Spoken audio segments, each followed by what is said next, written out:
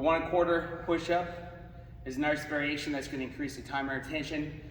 You're definitely going to work on the bottom of the movement, making it a little bit stronger. So we're really going to pick up stronger shoulders, stronger triceps.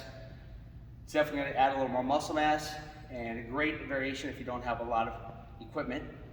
So you're just going to go all the way down, and you're going to come up 1/4 of the distance, back down, and then all the way up, all the way down, 1/4 of the distance, back up, all the way up. That's how you do 1/4.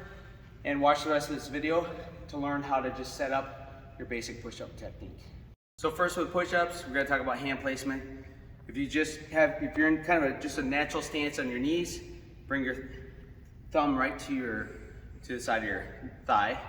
Come forwards. That's probably about the right position. So I'm going to do that. Next, I'm going to go to my toe.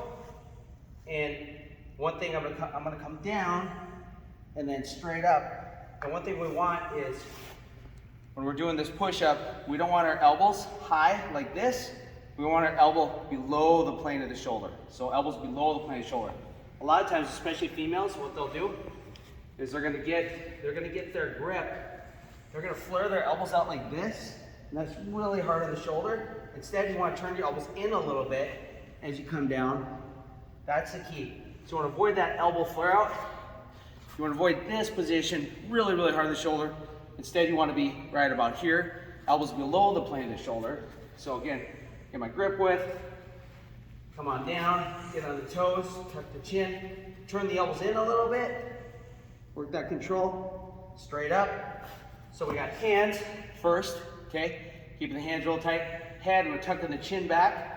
We don't want the head looking up, we don't want that head looking down. We're gonna keep that whole face pulled back. And then hips, we don't want our hips sinking. We want to be stiff as a board. We want our hips and shoulders rise at the same rate. So what we want to try to avoid is that hip down like this. Instead, the abs are tight. Everything's moving as one unit. Avoid the hips down. Avoid the hips up as well. Another technique that we should be in one straight line. Full range of motion. Should work control. We want full range of motion all the way up, all the way down. Make sure to lock out the elbows at the top.